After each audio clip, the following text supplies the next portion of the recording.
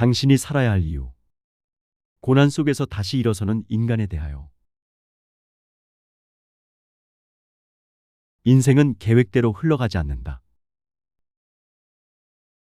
살다 보면 누구나 예상치 못한 순간을 만납니다.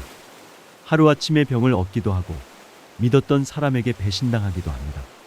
반대로 전혀 준비되지 않은 순간에 뜻밖의 행운이 찾아오기도 하죠. 인생은 우리의 계획보다 훨씬 거대하고 복잡한 흐름 속에서 움직입니다. 그래서 사람들은 묻습니다. 왜 하필 나에게 이런 일이 생긴 걸까? 하지만 세월을 살아온 사람들은 조금씩 깨닫게 됩니다. 인생에는 인간의 의지로 막을 수 없는 일들이 존재한다는 것을. 그리고 정작 중요한 것은 왜 이런 일이 일어났는가가 아니라 그 일을 어떻게 견디고 살아낼 것인가라는 사실이에요. 파트 1. 인간은 운명을 통제할 수 있는가? 고대 그리스의 철학자 에픽테토스는 이런 말을 남겼습니다. 우리에게 일어나는 일이 아니라 그 일을 받아들이는 태도가 우리를 괴롭힌다. 같은 사건을 겪어도 어떤 사람은 무너지고 어떤 사람은 더욱 단단해집니다. 사람을 결정하는 것은 사건 자체가 아니라 그 사건을 견뎌내는 영혼의 힘입니다. 우리는 흔히 행복한 삶을 꿈꿉니다. 하지만 진짜 삶은 행복만으로 이루어져 있지 않습니다. 상실도 있고 실패도 있으며 예기치 않은 이별과 병마도 있습니다. 그런데 이상하게도 인간은 바로 그 고난 속에서 성장합니다. 오늘 저는 고난 속에서도 삶을 포기하지 않은 사람들의 이야기를 통해 인간이 왜 다시 일어서는지 함께 생각해 보려 합니다. 파트 2. 가장 깊은 밤을 지나 위대해진 사람들. 넬슨 만델라. 증오 대신 용서를 선택한 사람. 넬슨 만델라는 무려 27년 동안 감옥에 갇혀 있었습니다. 젊음의 대부분을 차가운 깜빵 안에서 보냈죠. 누구라도 원망과 증오 속에서 무너질 수 있었을 겁니다. 그러나 그는 복수 대신 용서를 선택했습니다. 나는 감옥 문을 나서며 깨달았다. 증오를 품고 나간다면 나는 여전히 감옥에 갇혀 있는 것과 같다는 것을. 그의 삶이 우리에게 말합니다. 인간은 상황보다 더 위대한 존재가 될 수 있다고. 빅터 프랭클. 극한의 절망에서 의미를 찾은 사람. 빅터 프랭클은 나치 강제 수용소에서 가족 대부분을 잃었습니다.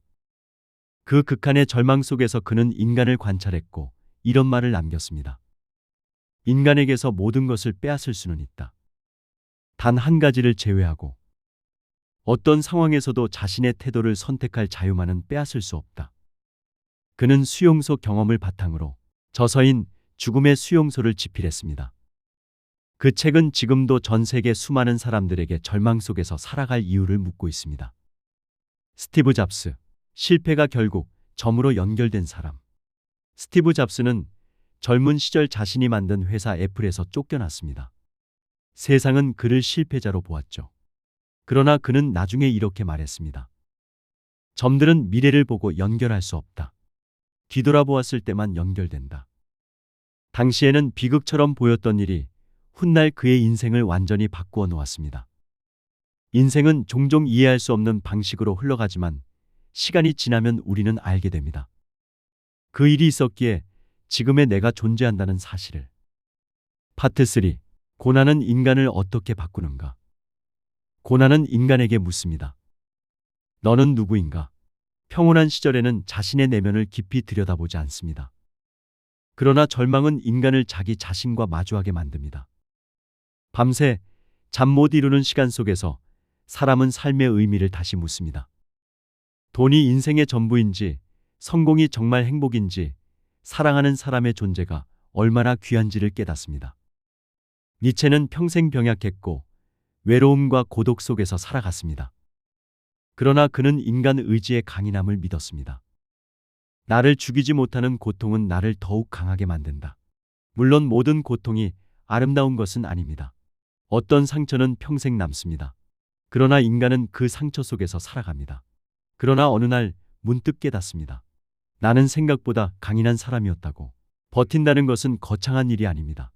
아픈 마음으로도 밥을 먹고 무거운 가슴을 안고도 사람들을 만나고 희망이 보이지 않는 날에도 잠들고 다시 아침을 맞이하는 것. 그것이 인간의 강인함입니다. 상처는 인간을 약하게 만들기도 하지만 동시에 타인의 아픔을 이해하게 합니다. 고통을 지나온 사람의 눈빛에는 깊이가 생기고 견뎌낸 사람의 말에는 묵직한 울림이 생깁니다. 인생은 상처 없는 삶이 아니라 상처를 안고도 끝내 살아내는 용기의 이야기입니다. 당신은 이미 충분히 강한 사람입니다. 스피노자는 말했습니다. 울지도 말고 비웃지도 말고 이해하려고 노력하라. 이 말은 냉정해 보이지만 사실 매우 깊은 위로입니다. 삶은 원래 완벽하지 않습니다. 그러므로 중요한 것은 세상을 원망하는 일이 아니라 삶을 이해하고 견디는 힘입니다. 스티븐 호킹은 젊은 시절 루게릭병 판정을 받았습니다. 몸은 점점 움직이지 못하게 되었지만 그는 우주를 포기하지 않았습니다. 그는 이렇게 말합니다. 삶이 아무리 힘들어도 당신이 할 수 있는 일은 반드시 있다. 인간은 모든 것을 가질 수는 없지만 아무것도 할 수 없는 존재도 아닙니다. 파트 4. 인간은 왜 끝내 희망을 버리지 않는가? 신기한 것은 인간이 절망 속에서도 끝내 희망의 불씨를 완전히 꺼뜨리지 않는다는 점입니다.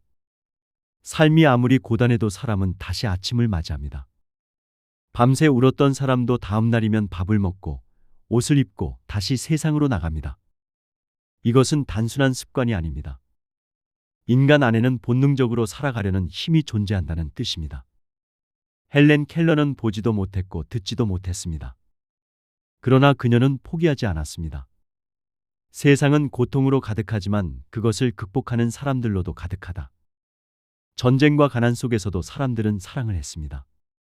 폐허 속에서도 아이들은 웃었고 병실에서도 누군가는 미래를 이야기했습니다.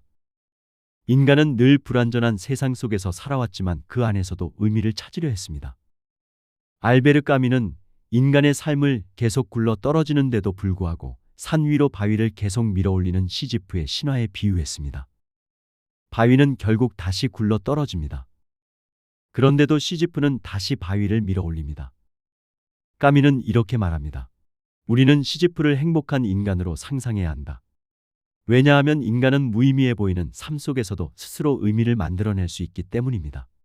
이 말은 절망이 아니라 인간 존재에 대한 깊은 찬사입니다. 마르쿠스 아우렐리우스는 로마의 황제였지만 삶의 무상함을 누구보다 깊이 이해했습니다. 당신은 마치 영원히 살 것처럼 행동한다. 그러나 인간의 삶은 순간이다. 그래서 그는 지금 이 순간을 올바르게 살아가는 일을 가장 중요하게 여겼습니다.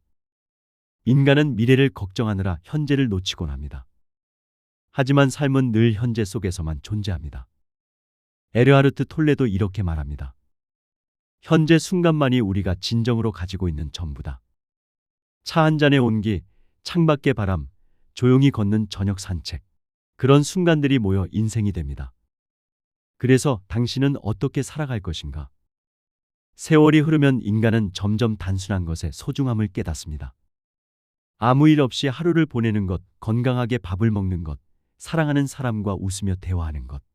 사실 행복은 멀리 있는 거대한 무엇이 아니라 늘 우리 곁에 있었는지도 모릅니다. 지혜로운 인간은 불행이 없는 사람이 아닙니다. 고난 속에서도 삶을 포기하지 않는 사람입니다. 현실을 원망하기보다 그 현실 속에서 자신의 길을 찾는 사람입니다. 진짜 강한 사람은 한 번도 울지 않은 사람이 아닙니다. 눈물을 흘리면서도 다시 살아가는 사람입니다. 어쩌면 우리 인생은 거대한 강물 위를 떠가는 작은 배와 같습니다. 어디에서 바람이 불어올지, 언제 폭풍이 닥칠지 인간은 알 수 없습니다. 그러나 중요한 것은 폭풍이 없기를 바라는 일이 아니라 폭풍 속에서도 방향을 잃지 않는 것입니다. 그러니 오늘 힘든 시간을 지나고 있는 누군가가 있다면 너무 자신을 원망하지 않으셨으면 합니다. 일어날 일은 일어났습니다. 이제 중요한 것은 그 일을 어떻게 살아낼 것인가입니다. 그리고 기억하셔야 합니다. 지금의 고통도 언젠가는 당신 인생의 깊이가 될 수 있다는 것을. 톨스토이는 말했습니다. 인간은 사랑으로 살아간다. 결국 인간을 버티게 하는 것은 돈도 아니고 명예도 아닙니다. 누군가 자신을 사랑해준 기억 그리고 자신도 누군가를 사랑했다는 사실입니다. 오늘 이 영상을 끝까지 보신 여러분, 충분히 잘 살고 계십니다. 눈물 속에서도 다시 걸어가는 그 의지가 인간이라는 존재의 가장 위대한 힘입니다. 오늘은 여기서 이만 펜을 놓겠습니다. 평온하고 행복한 하루를 보내시길 바랍니다. 감사합니다.